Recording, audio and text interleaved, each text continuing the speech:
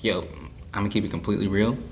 This is my second time filming this video because the first time my mic was muted. But as you can see from the title, I'm gonna be going over 6 things that I noticed 99% of ecom stores are doing wrong from looking at over 150 ecom stores or ecom brands, whatever you want to call them, in the last 2 days, right? I've been scraping leads for outreach. I noticed 99% of brands are doing these things wrong, and I made this video exclusively for those people, but since I'm seeing it so much, it's kind of annoying me seeing it this much. I thought I'd make this video and make it this public, and as you can see, I had this title exclusive because it was just for them, so you guys are getting a little something. You guys are getting something you shouldn't. But yeah, if you're an ecom store owner, listen up. Please check your site. Make sure you guys aren't doing this, right? First things first, pop-up forms. People have been seeing pop-up forms like this for like the last 15 years, for like a bare minimum 10. I'm tired of seeing this pop-up form. Everyone else is tired of seeing the pop-up form. Everyone's using like the same copy and paste like email template from Klaviyo. I know it's because I've been putting in my email, and I know it's the same template because every time I put it in, like, it goes to the SMS step, and it's like, oh, there's like a little arrow pointing at the box, and it's like complete your sign up or whatever, and it's just like, I see it a bunch, your customers see it a bunch, everybody know you guys are using the same thing. It's time to change it, right? These pop-up forms at most probably get like an 8% opt-in rate anyway, which is not good anymore, right? Like, these pop-up forms, like a terrible version of these pop-up forms gets a bare minimum of 10, right? Like, I know it, like I know from experience, these ones get bare minimum 10. Like, even if it's a terrible week, no one's signing up, these get bare minimum 10. Like, on average, it's probably around like 15%, right? And like, I know a guy, he's getting like a 30% opt-in rate on his pop-up form, and I promise you, it does not look anything like this, right? People want interactive pop-up forms. They want them to look good, right? And these are two versions, right? This one's really simple. This one's just a micro commit. They click the button, and then it goes into the oh, give us your email address and we'll send you the 20% off, right? And then this one is like a quiz, right? It's like, oh, what do you need help with?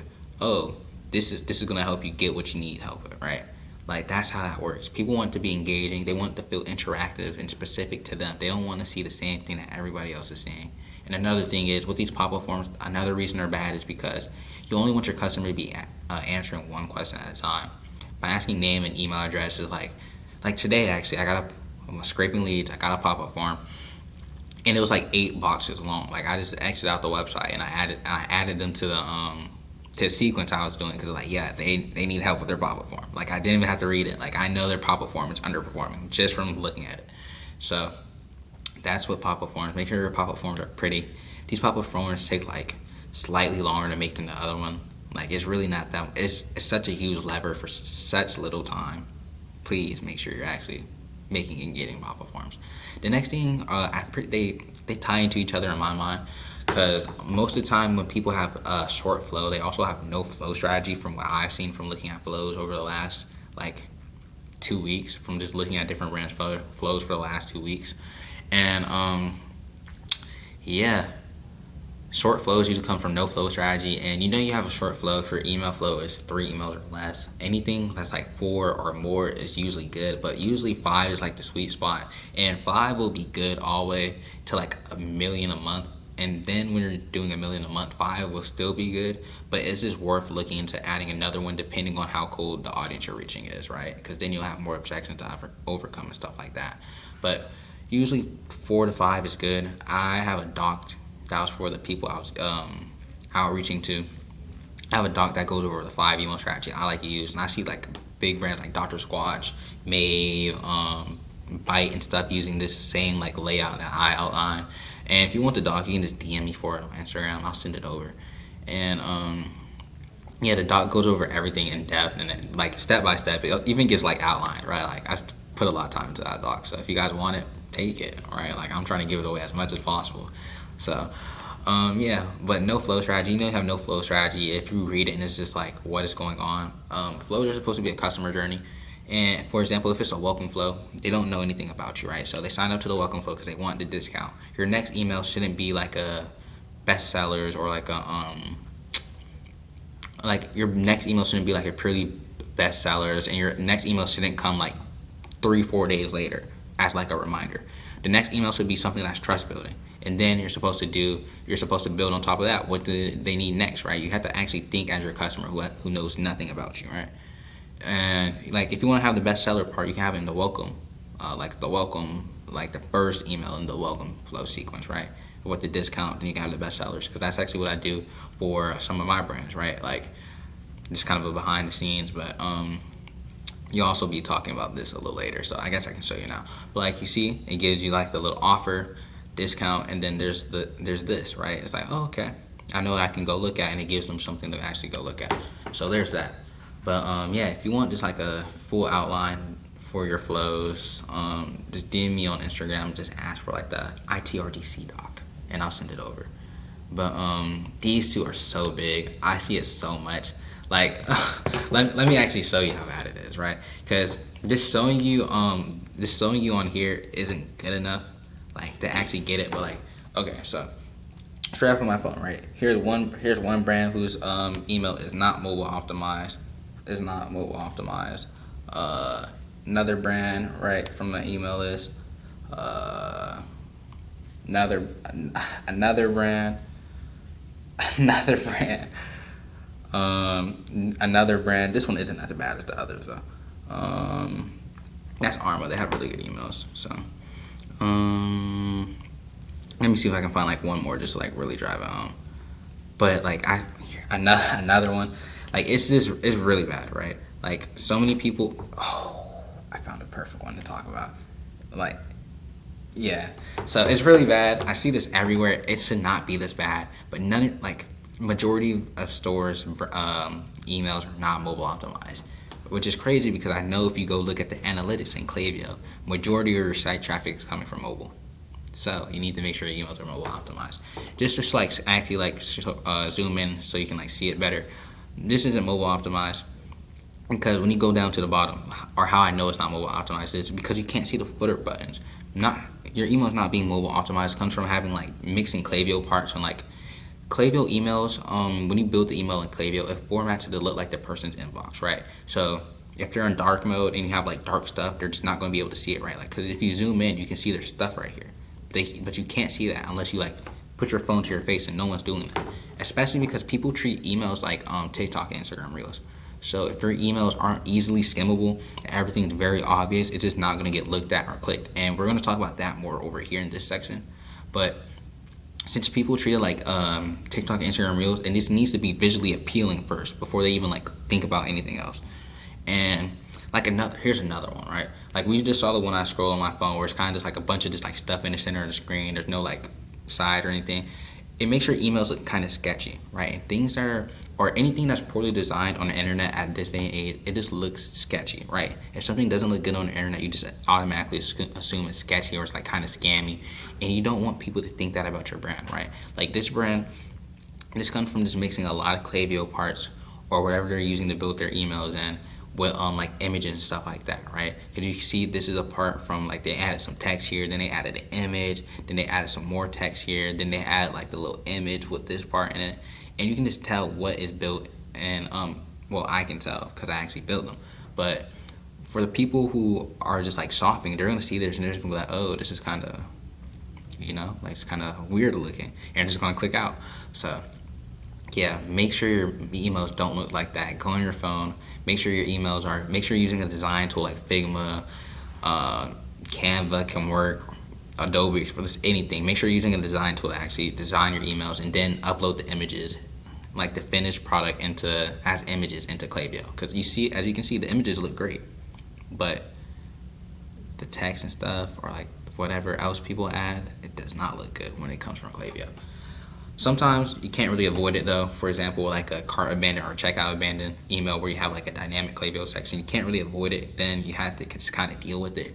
But when you do it, there's with a purpose. They aren't doing this on purpose. So yeah, but then we're over here. We're pretty designed, but do not convert well. As you can see, I took these screenshots straight off of my phone. You guys just saw my phone, and this email right here looks good, but it's not able to convert, right? And here's why. When you first click into the email, this is what you see. This section, when you first click into the email, is called above the fold. The reason it's called above the fold is because this is the little fold right here. You see my little my little swipe up thing for my iPhones right there. This is called above the fold. You can't see anything below this when you first click into an email. And look where their button is, directly below that. That hurts conversions, because remember, people treat Instagram emails like TikTok and Instagram Reels. And when you use TikTok and Instagram Reels, when you're walking somewhere really quick, when you're like sitting down waiting on something for like 30 seconds, when you're waiting on your food to get done in the microwave, use it in very short bursts. And then like sometimes late at night you might doom scroll, but people don't doom scroll emails, right? And even then when you're doom scrolling, you're doing it really fast. You're scroll. Oh, this video is kind of cool. Scroll. You see what I mean? So you have to grab their attention as soon as you they open the email, and you do that by having the button above the fold and by having the core offer of the email above the fold. That's why for this welcome email I have so much stuff. It's so this welcome email is so top heavy, right? Like I have the pretty image at the bottom, and it's so top heavy because it has the discount code up here. This is the first thing they're gonna see. I made it a different color on purpose from the header and the rest of the email, right? Like you see the very vibrant, that's why I have the stroke so it can stand out. And then I also have a very vibrant button talking stop 10% off, right? 2 offers as soon as they open the email and a pretty image, right? Dopamine, it gives them something to do, it gives them something to look at, right? And then that's why I also have the best sellers, because for them to actually oh, okay, I can use this on this. But for welcome emails and stuff like that, you just want to have the discount and the button at the very top of the email, right? Like they have the discount all the way down here. A lot of people aren't going to make it down here because they're going to scroll. Well, I wouldn't say that for this email specifically. I'm going to be completely truthful. I wouldn't say that for this email specifically, just because if they scroll a little bit, they'll see shop with 25% off, and it might interest them, it might not. But it kind of just depends on if they scroll or not. But this email could be worse, right? Like this is the mid email. It could be worse, but it's just, you can just avoid all that just by putting this at the top of your email, right? By moving this up a smidge, because you can see it's right there. By just moving this up a smidge and just putting this at the top of your email, and this email is probably going to 2x how much revenue it makes as a welcome flow email, bare minimum. And that's what just those changes, right? So more changes are right here in your product sections, or just sections of your email. For each section of your email, you want there to be a button. Reason being, I've been broken recordly saying, people treat emails like TikTok and Instagram Reels. I'm gonna say it until you get it. People treat it like that. If they're looking at it while they're microwaving their food, driving their car, and they're at a stop sign or a red light, I don't know, talking to their friend mid-convo, and they're just not really paying attention, but there's something going on in the background. They don't have time to go to your website and find this actual product. They need a button so they can just click on it really quick, and then they have it loaded. And then if you have your flow set up properly, if they do bounce from the website, guess what? They're getting emails about it now. But they have to actually get there first. So just having buttons in all your product sections, it's just such a big helper and such a big lever. And that's why having footer buttons is so important too, and why having not mobile optimized footer buttons and just your design just not being mobile optimized in general hurts so much. Because if let's say somebody's looking at this, right, and they're oh, okay, this is actually pretty interesting, but they're in the middle of doing something, right? Let's say they get done cooking their food in the microwave, right? They scroll this, oh, this is pretty interesting. They get to the bottom of the email, oh, okay, the microwave goes off. They want to look at something else, because they're interested, but these aren't what they want. The footer buttons would have been there when they got to the bottom of the email, but they're not, and now they're going to go get their food out of their microwave instead of buying from us. That's the problem.